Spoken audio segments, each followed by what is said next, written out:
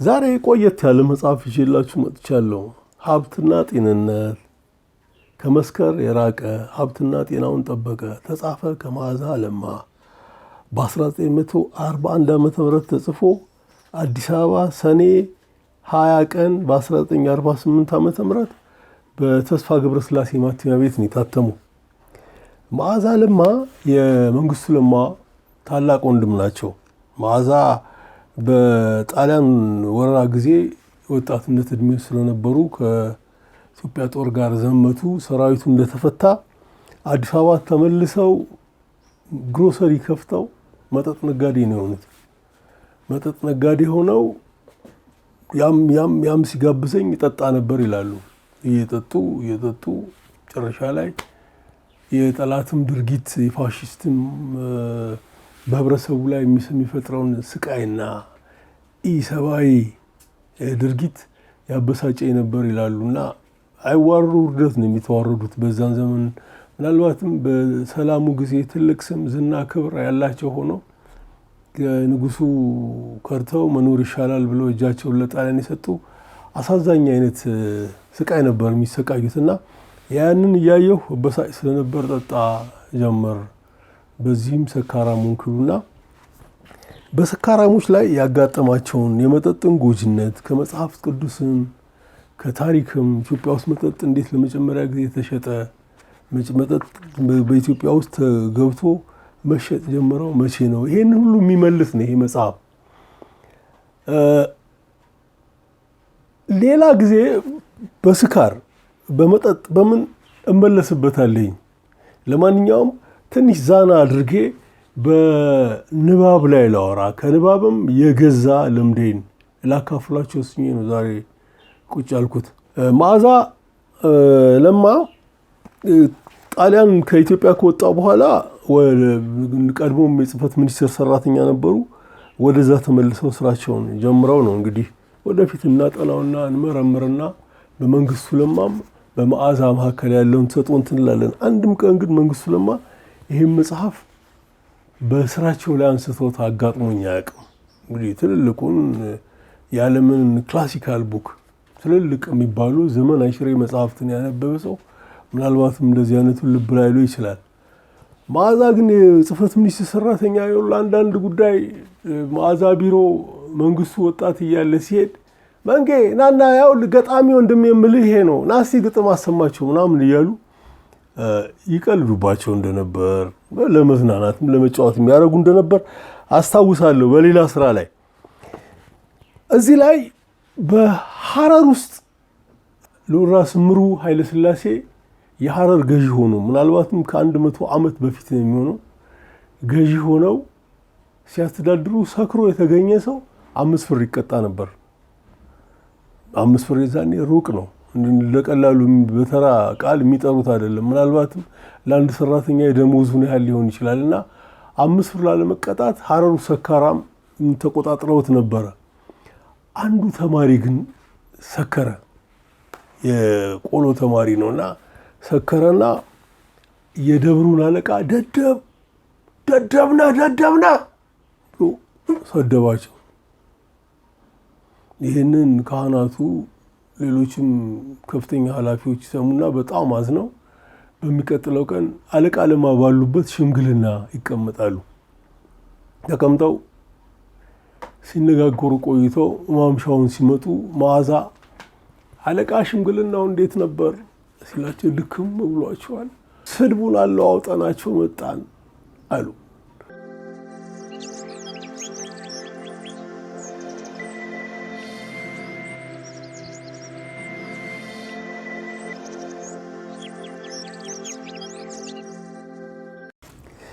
ይህ መጽሐፍ ሌላ ጊዜ ይመለስበታሉ። እንደዚህ አይነት ትንንሽ መጽሐፎች በአት ናቸው።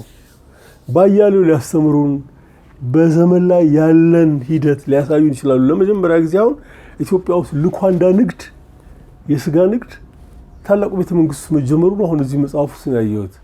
ይሄን ለሚኒሊክ አንዱ ነገራቸው። እንዲህ ነው አውሮፓ የሚደረገው። እኔ እዚህ አሁን ድንኳን ውስጥ ቆይቼ ሄድኩት። ሌላው ዓለም ላይ ቢሆን እኮ ሆቴል ይከፈትና ምናምን ብሏቸው የአራዳው ንግድ እንዲያድግ ይሄ ሐሳብ ነው መነሻ ሆኖ ለሙከራ ቤተ መንግስት ውስጥ ፍሪዳ ታርዶ ስጋ መሸጥ ጀመረ። ከዛ ነው እንትን ያለው። የመጀመሪያ ጊዜ ስጋም የገዙ ሰዎች እነማን እንደሆኑ አቶ መዓዛ እዚህ ላይ ይዘረዝራሉ። ወደ ግል የንባብ ልምዴ ማንበብ ከሞት ያድናል። ካነበብክ ሩቅ ተመልካች ትሆኛለሽ። ማንም ምንም አይመራህም። በራሳችሁ ህይወት ላይ ትወስናላችሁ። በጣም ከባድ አስቸጋሪና ፈታኝ በነበረ ጊዜ አንድ ንባቤ እንዴት እንደተከላከለኝ በዚህ አጋጣሚ ላጋራችሁ ነው ቁጭ አልኩት። ብዙ ልጆች እዚህ ዩቲዩብ ላይ የምለቃቸው ማቴሪያሎች እያዩ መጽሐፍ ምረጥልን ይላሉ። መጽሐፍ ልክ እንደዚሁ አምጥቼ መጽሐፉን አስተዋውቄ መጽሐፉን ጭብጥ ነግራችሁ በወጣ ነው እንጂ በእኔ ምርጫ ይሄን አንብቡ ብል በመሃላችን ያለ ትምህርት፣ የህይወት ልምድ፣ እድሜ የማት አይነት ክፍተት ስለሚኖር ትረዱታላችሁ ወይ ነው ስጋቴ። ሌላው ዓለም ላይ ለእንደዚህ ለወጣቶች የሚሆን ተብሎ ተዘጋጅቶ የሚቀርባል። አሁን የኔን ዩቲዩብ ተመልካቾች ሳይ አብዛኞቹ ወጣቶች ናቸውና ከዚህ በኋላ ለወጣት የሚሆን ነው እንግዲህ የምለቀው። በጣም የገረመኝ ነገር በእኔ እድሜ ውስጥ ያሉ ጎልማሶች ብዙ አያዩኝም። አርባዎች በተወሰነ ደረጃ ነው የሚያዩኝ። ሴቶች ውስን ናቸው የሚከታተሉኝ። የደነቀኝ አብያሌ ወጣቶች ስለሚመለከቱ ወጣት የሚሉ ማቴሪያሎች ነው ከዚህ በኋላ ስራዬ ብዬ አዘጋጅቼ የምለቀው። ከራሴ ልምድ ጋር ንባብ እንዴት ከሞት እንዳዳነኝ ላጫውታችሁ። ከ40 ዓመት በፊት የኢትዮጵያ ባህር ኃይል አባል ሆኜ ምጽዋ ነበርኩኝ። ምጽዋ ሆኜ ስራዬ ብዬ አነብ የነበረው የባህር ኃይል አባል ሆነው ወደ ሲቪሊያን ህይወት ተቀላቅለው ራሳቸውን ስለለወጡ ሰዎች አነብ ነበር። እንዲህ ካነበብኳቸው ሰዎች መካከል አንዱ ጆን ኤፍ ኬኔዲ ነው። ጆን ኤፍ ኬኔዲ የአሜሪካን 35ኛ ፕሬዝዳንት የነበረ ነው። በ1917 ተወልዶ በ1963 እንደ አውሮፓውያን አቆጣጠር ዳላስ ላይ በወሮበላ ነው በጥይት ተመቶ የተገደለው።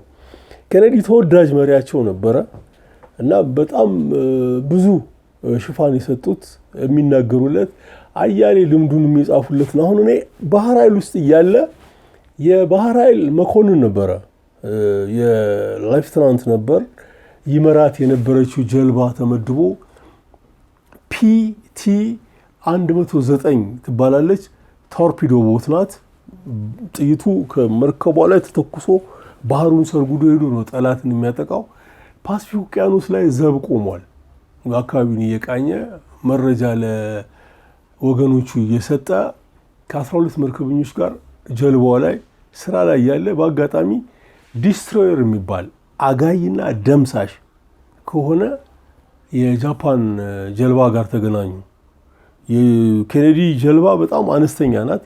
80 ጫማ ርዝመትና 40 ቶን ነው ክብደቷ። አሁን 40 ቶን ሲል ብዙ ሊመስላችሁ ይችል ይሆናል፣ ግን ፓሲፊክ ውቅያኖስ ላይ ብላችሁ አስቡት። ገላጣው ባህር ላይ ኮዳ ነው የምታክለው።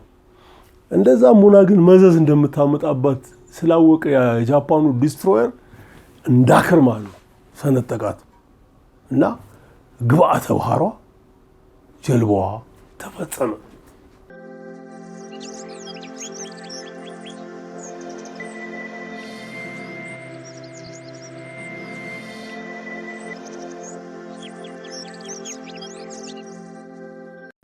ኬኔዲ ከ12 መርከበኞች ጋር ውቅያኖስ ላይ ወደቀ።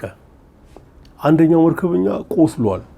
እሱን ቀደም ብሎም እንደዚህ አይነት አደጋ በሚደርስ ጊዜ ቶሎ የምናደርገው ነገር ቢኖር ምንድነው? ላይፍ ጃኬት የሚባል አለ። አንሳፋፊ ጃኬት እንለብሳለን። እንዲህ አይነት ውጊያ ላይ ሆነ በአጋጣሚ ተመተህ እንኳን ብትወድቅ ረጅም ጊዜ ባህር ላይ መንሳፈፍ እድል አለ።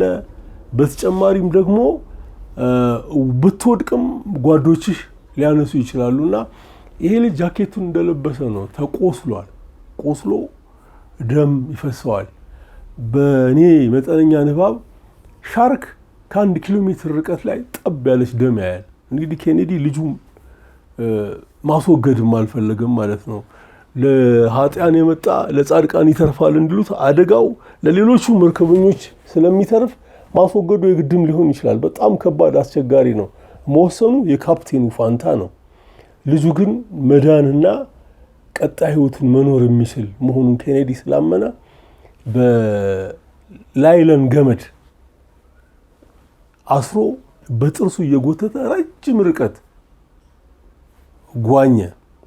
በነገራችን ላይ ውቅያኖስ አብዛኛው ውቅያኖስ ጨዋማ ነው። ስለዚህም በሚዋኝበት ጊዜ ቀለል ይላል። ከባድና አስቸጋሪ የሚያደርገው አሁን እንደ ጊዮን ሆቴል ገብታችሁ ዋና መለማመድ ፈልጉ 1 ወር ነው የሚፈጅባችሁ። ጥሩና ቀልጣፋ ከሆናችሁ ግን በሰዓታት ዕድሜ ውስጥ ቀይ ባህር ላይ መልመድ ይቻላል እና ያንን ረጅም ጊዜ ተጉዞ ኬኔዲ አንድ ደሴት ላይ ደረሰ።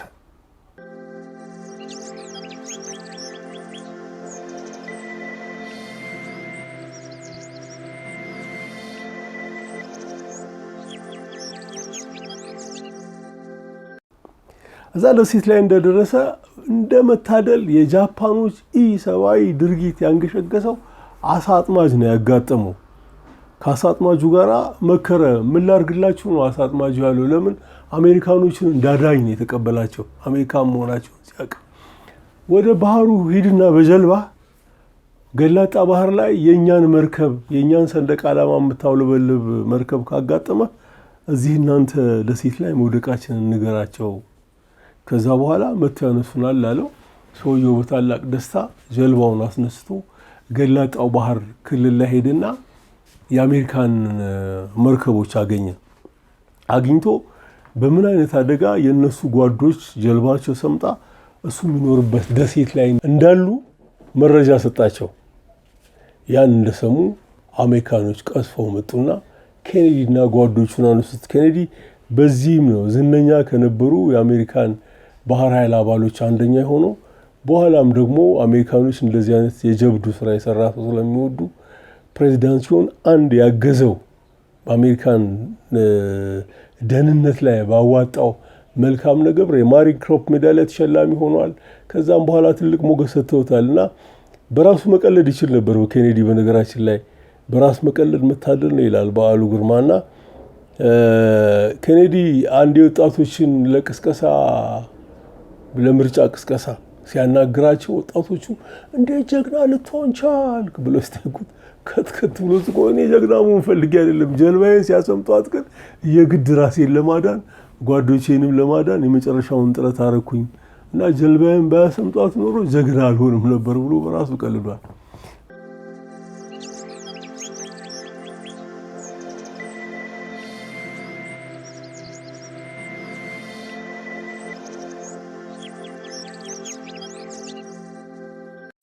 ያዙልኝ።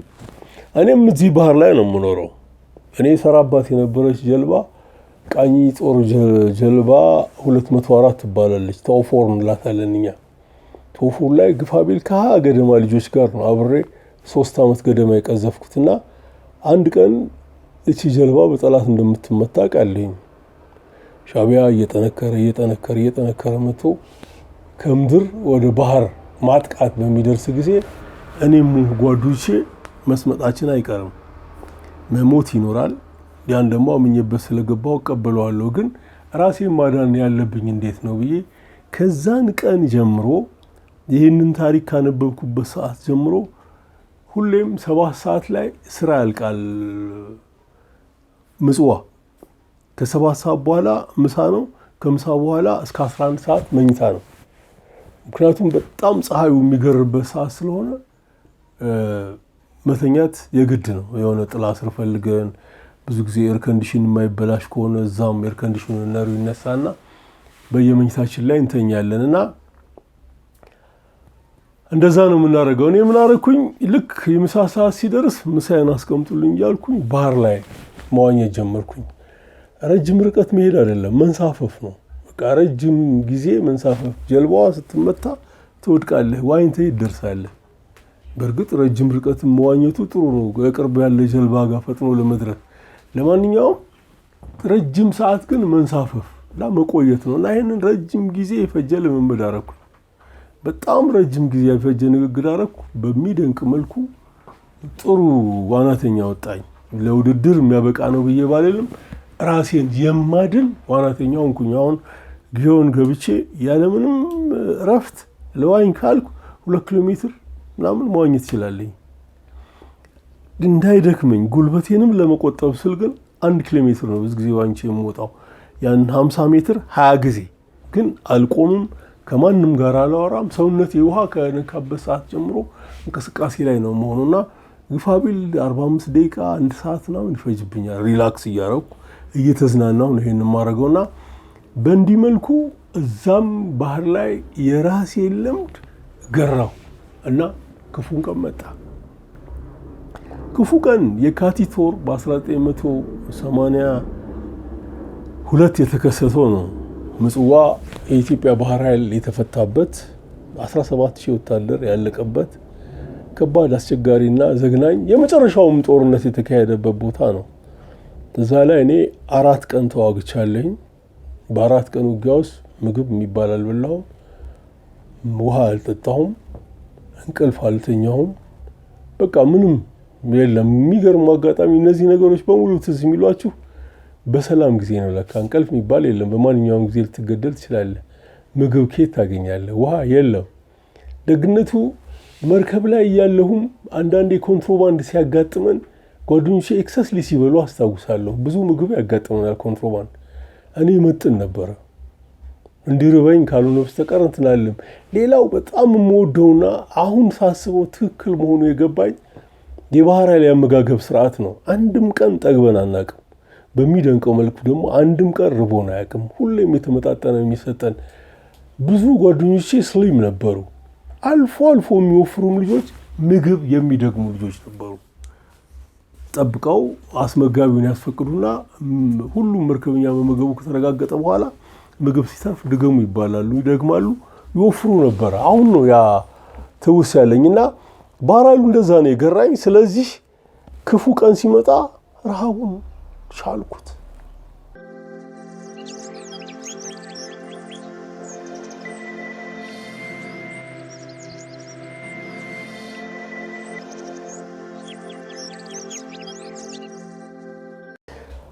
ከ4 ቀን በኋላ አሁን ራሴን ወደማድንበት ጆን ኤፍ ኬኔዲ አስተምሮኝ ተግባራዊ የማደርግበት እውቀቴን ተግባራዊ ወደማደርግበት እንቅስቃሴ ውስጥ መግባት አለብኝና አሁን ከናቫል ቤዝ ውስጥ ሻቢያዎች ገብተዋል።